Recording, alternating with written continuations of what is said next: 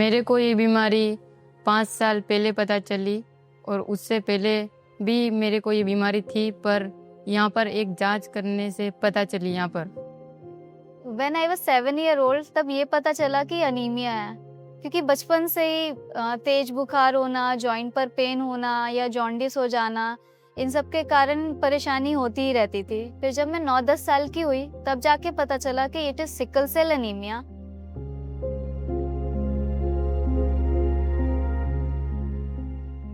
मेरे को शरीर में थकान होना और बुखार आना, और यहाँ पर एक बार खून भी चढ़ा था मेरा। वेदर चेंज होने पे बहुत ज़्यादा प्रॉब्लम होती है, जैसे कि विंटर पे हमें बहुत ज़्यादा दिक्कत होती है, कहीं पे भी पेन हो जाता है कभी भी, तो we can not predict the pen.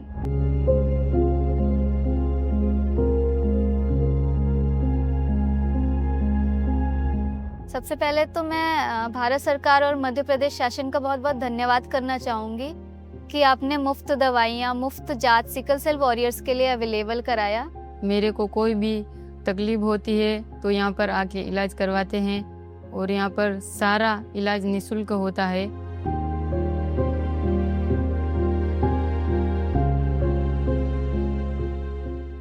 हाँ, मेरी इस बीमारी से पढ़ाई पर असर पड़ता है, क्योंकि मैं यहाँ पर आता हूँ तो 1 या 2 दिन लग जाते हैं, जिससे कि मेरा टाइम और पढ़ाई पर भी प्रभाव पड़ता है। भेदभाव जैसा कुछ तो थैंकफुली मेरे सराउंडिंग्स में बहुत अच्छे लोग रहे हैं जो कि बहुत सपोर्टिव रहे हैं, तो मुझे ऐसा कुछ फेस नहीं करना पड़ा है।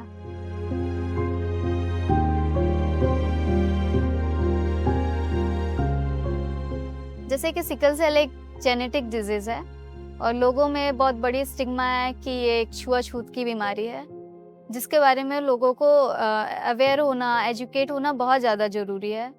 और मैं ये ज़रूर कहना चाहूँगी कि आप प्री मैरिटल काउंसलिंग लें, जेनेटिक काउंसलिंग लें, जो कि बहुत ज़्यादा ज़रूरी है। डायग्नोस होते वक्त पेशेंट को ये पता चलना कि ये बीमारी है क्या, इसके प्रिवेंशन कैसे हैं, मैनेजमेंट कैसी होगी, ये जानना बहुत ज़्यादा ज़रूरी है।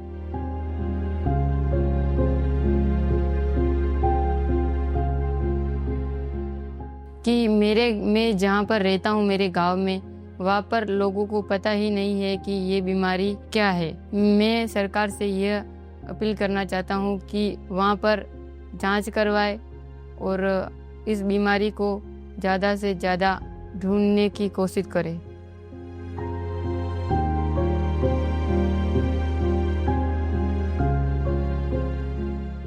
सिकल सेल के साथ लाइफ खुद में बहुत बड़ा चैलेंज हो जाता है।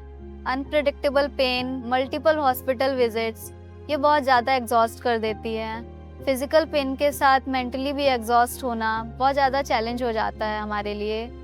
हॉस्पिटल बेड पे रहकर ये सोचना कि कहीं हम फैमिली पे, फ्रेंड्स पे बर्डन तो नहीं बन रहे हैं। उस फिजिकल पेन के साथ फिर ऐसे थॉट्स आना और भी ज़्यादा पेनफुल हो जाता है हमारे लिए।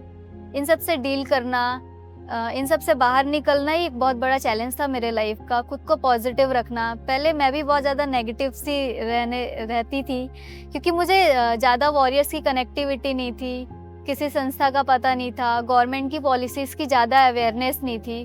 तो कई बार ऐसा होता है कि जब हम पेन पे होते हैं तो नेगेटिव थॉट्स आने लग जाते हैं कि मेरे साथ ही ये क्यों हो रहा है। पर अब ऐसा है कि मैं पॉजिटिव रहती हूँ इस चीज़ को लेकर के।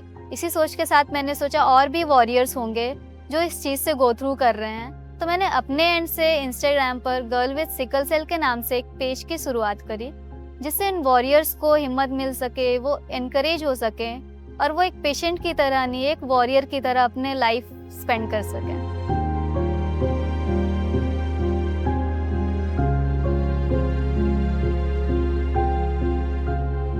मेरे लाइफ में सबसे बड़ा सपोर्ट मेरी मदर का रहा है। सिंगल पेरेंट होने के बाद भी मम्मी ने अपना ऑफिस, मेरी स्कूलिंग, सब कुछ बहुत अच्छे से संभाला है, बहुत अच्छे से सपोर्ट किया है, कभी बर्डन जैसा फील नहीं होने दिया।